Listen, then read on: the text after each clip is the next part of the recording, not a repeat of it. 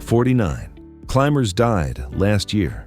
Most of them weren't beginners. 2024 saw the highest climbing fatality rate in 75 years, 49 deaths, 174 injuries, 210 accidents. But here's what shocked researchers. Most accidents didn't happen to inexperienced gym climbers. They happened to experts, people with years of experience who knew exactly what they were doing. One state alone saw 40 accidents, another had 11 fatalities, and the second leading cause of death, something you'd never expect.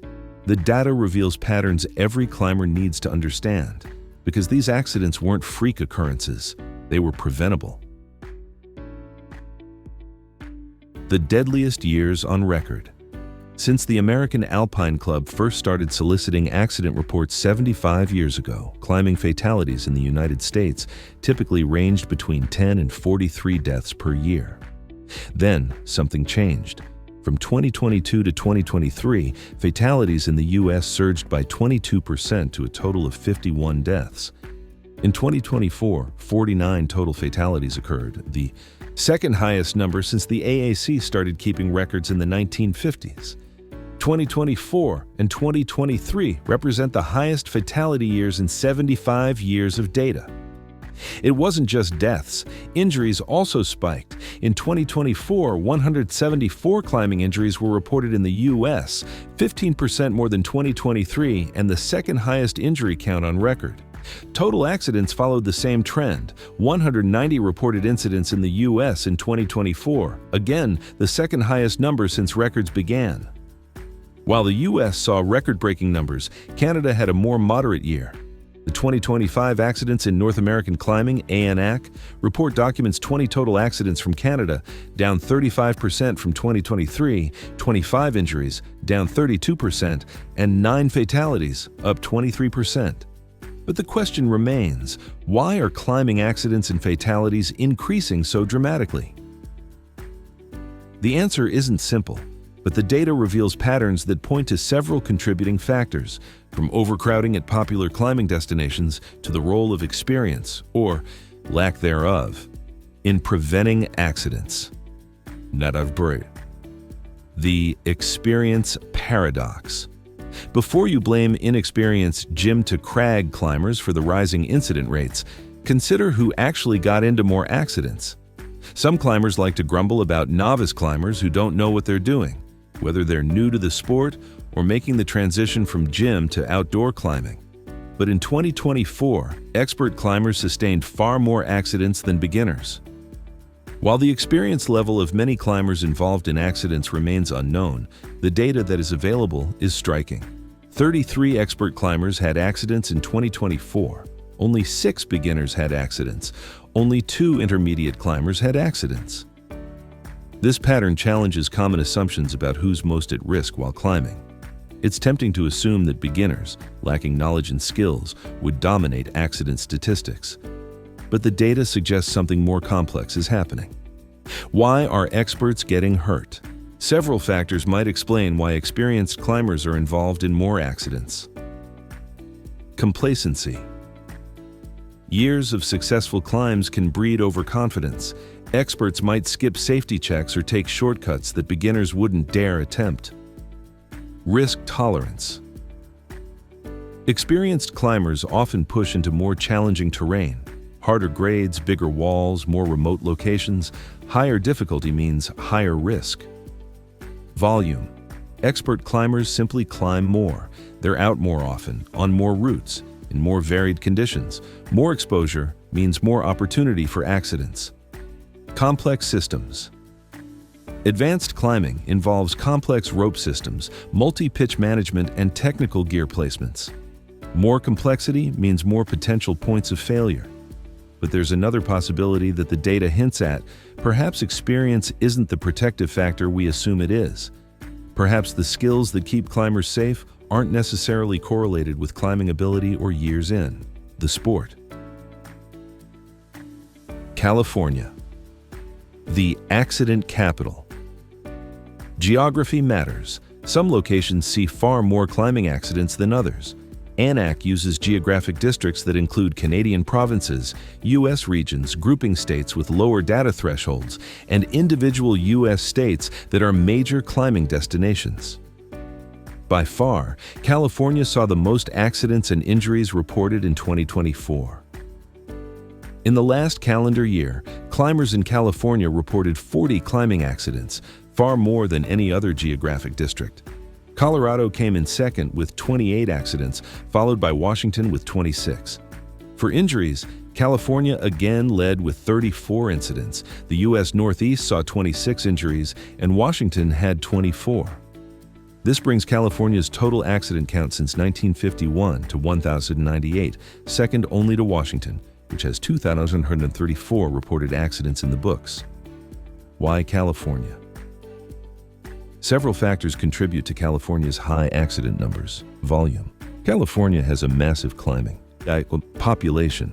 More climbers means more accidents, even if the accident rate per climber is the same as elsewhere. Diversity of terrain. From Yosemite's Big Walls to Tahoe's alpine routes to Joshua Tree's desert rock, California offers every type of climbing. Each discipline carries its own risks. Year-round climbing. California's climate allows climbing nearly every day of the year. More climbing days means more opportunity for accidents. Tourist destination. Yosemite, in particular, attracts climbers from around the world, including many who are unfamiliar with the terrain or who push beyond their comfort zone on bucket list climbs. But accident volume tells only part of the story. Fatality rates reveal which locations are most deadly. But California wasn't the deadliest. While California led in total accidents, it didn't see the highest fatality rate in 2024. Washington and Colorado both experienced 11 fatalities in 2024, the most of any district. California accidents led to 10 deaths. This brings both Washington and California to a total of 378 reported climbing fatalities since 1951. Colorado has experienced 295 deaths to date. The distinction between accident volume and fatality rate is important. California sees more accidents, but a similar fatality rate to other major climbing states. This suggests that California's higher accident numbers are primarily due to higher climbing volume, not inherently more dangerous conditions. But Washington and Colorado's higher fatality rates in 2024 raise questions about what makes climbing in those states particularly lethal. Washington's risks. Washington's climbing is characterized by alpine routes on glaciated peaks, places like Mount Rainier, Mount Baker, and the Cascade Range. These climbs involve crevasse falls, avalanches, severe weather that can turn deadly quickly, long approaches that strain even experienced climbers, technical glacier travel requiring specialized skills. Colorado's risks. Colorado's 14,000-foot peaks, 14ers, attract huge crowds, including many inexperienced climbers attempting high-altitude routes without adequate preparation. Additional risks include afternoon thunderstorms that bring lightning danger, altitude sickness affecting judgment, rockfall on crowded routes, weather that changes rapidly. If you enjoy real stories from the world's most dangerous mountains, consider subscribing. New stories every week. Note: Ascent versus descent, which is more dangerous? Rappelling gets a bad reputation. Horror stories of rappel failures, going off the end of the rope, anchor failures, crossing ropes, are common in climbing lore, but the data reveals a different picture. Of all accidents reported across North America in 2024, 100 occurred while climbers were ascending. Compare that with 46 accidents during the descent. This trend is consistent with historical data. More accidents happen on the way up than the way down. Why more accidents on the ascent? Several factors explain this pattern. More time ascending. On most climbs, you spend more time ascending than descending. Rappels are relatively quick.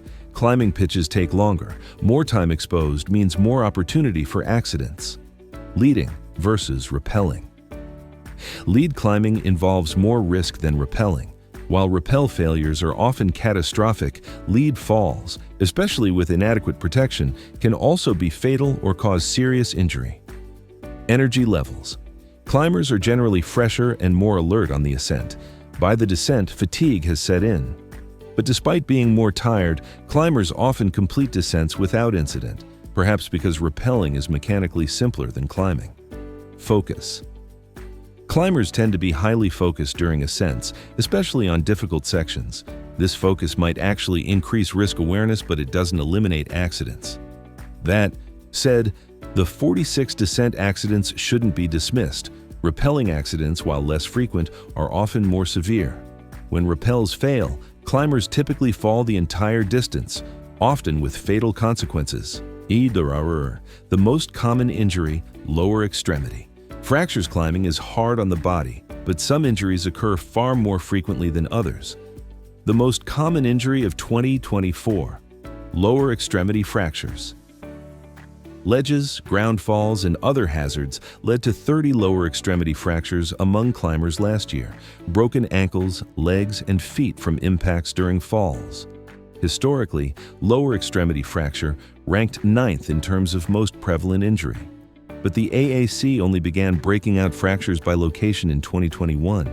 Since then, lower extremity fractures have dominated. In fact, fractures in general have been the most common climbing injury since the AAC started tracking this data point in 1984. The next most common injuries in 2024 were hypothermia, 17 cases; head injuries, traumatic brain injuries, 16 incidents. Why lower extremities? The prevalence of lower extremity fractures makes sense when you consider how climbing accidents typically happen. Ground falls.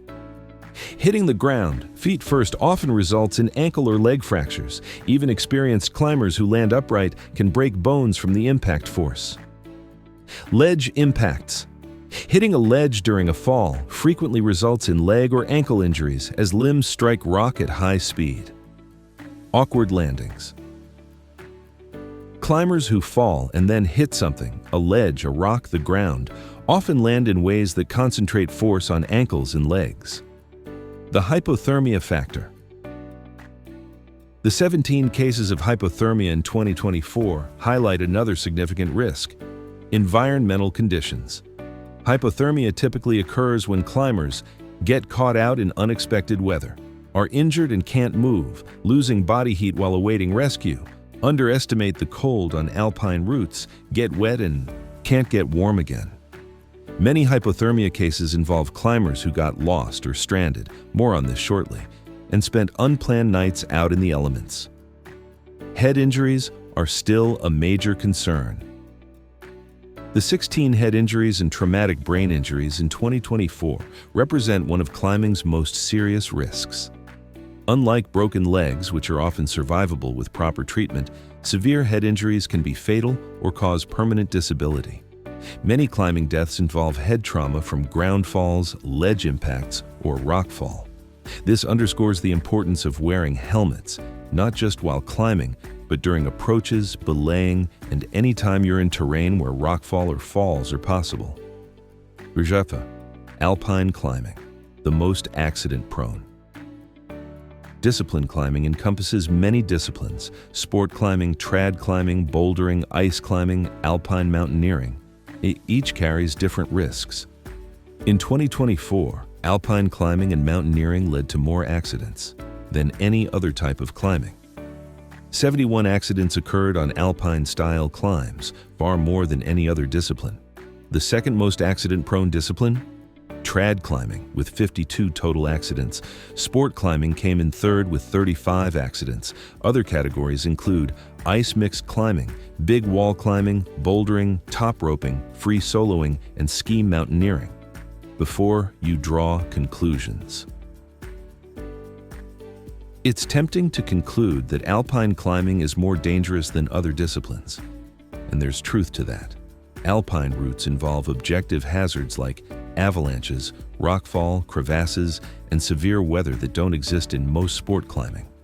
But these aren't accident rates, they're accident totals.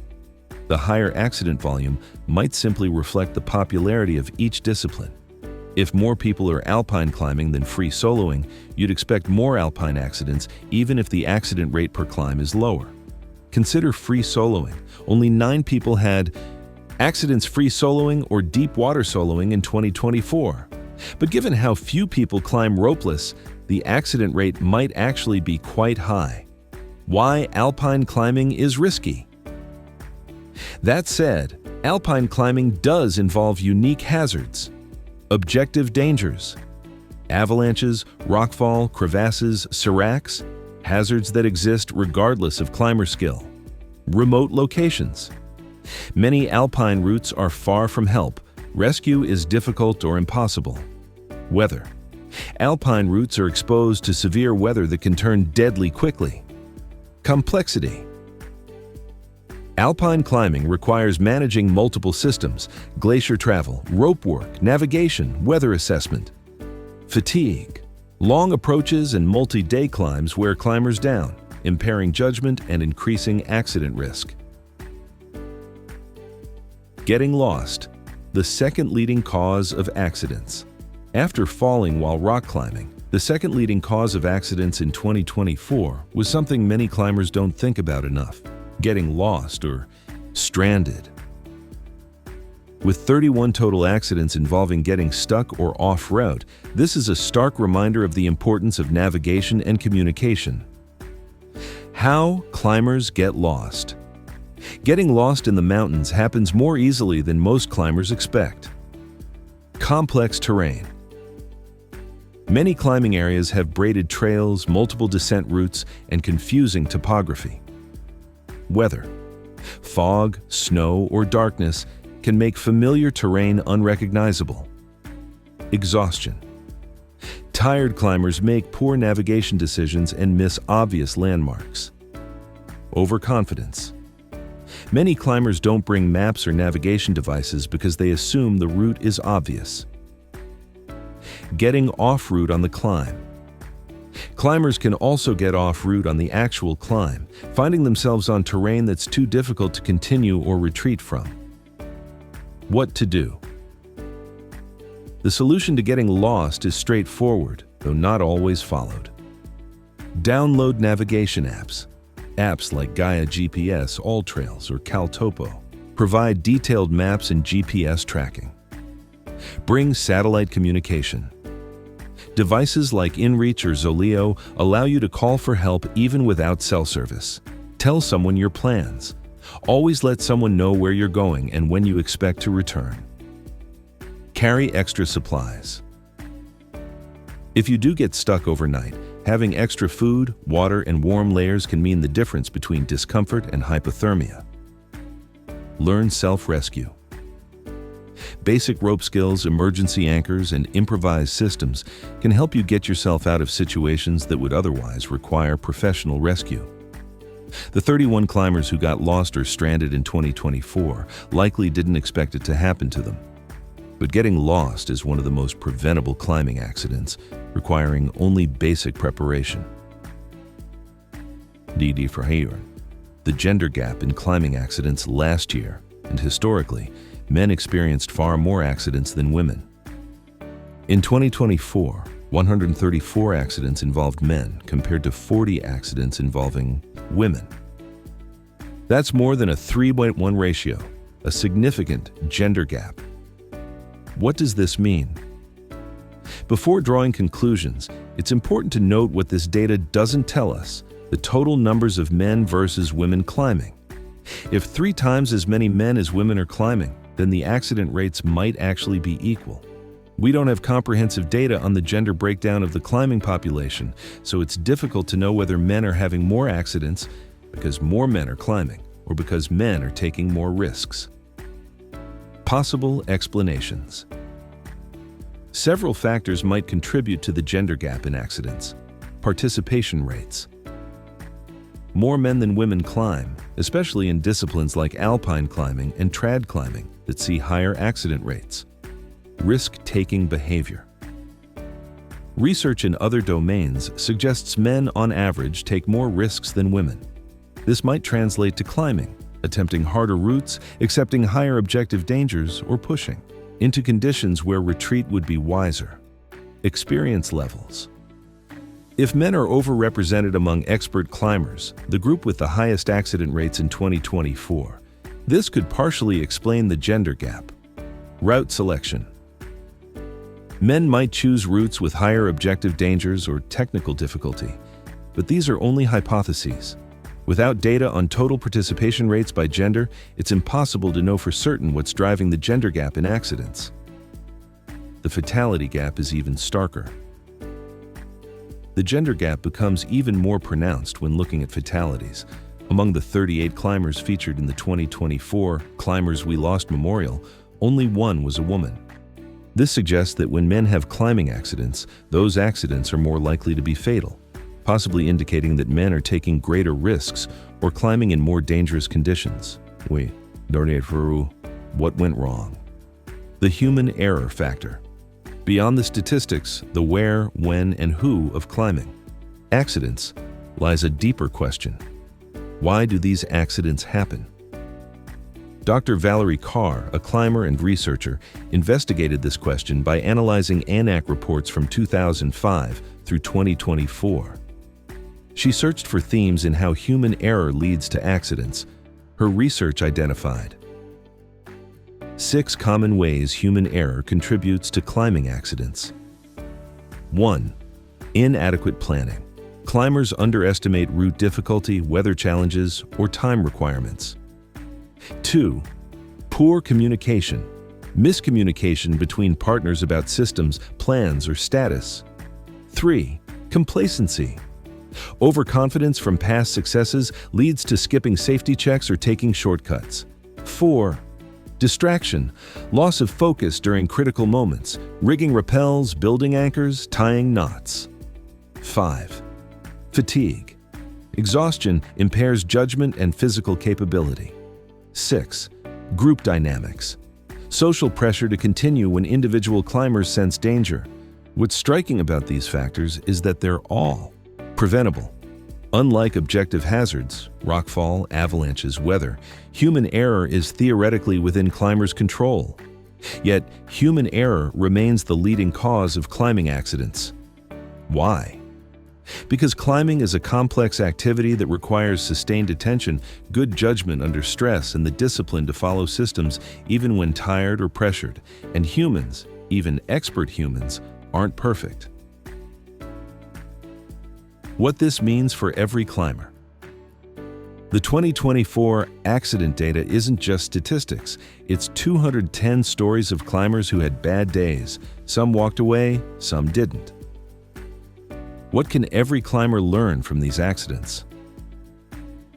1. Experience doesn't make you immune. The data shows expert climbers having more accidents than beginners. Don't let years of successful climbs breed complacency. Every climb requires the same attention to systems, safety checks, and good judgment. 2. Location matters. Some areas see far more accidents than others. If you're climbing in California, Washington, or Colorado, understand the specific risks of those environments. Research conditions, bring appropriate gear, and don't underestimate terrain just because it's popular. 3. Ascending is risky. Most accidents happen on the way up, not the descent. Stay focused during lead climbing. Place adequate protection. Don't let summit fever override good judgment. Protect your legs and head. Lower extremity fractures and head injuries dominate the injury statistics. Wear a helmet.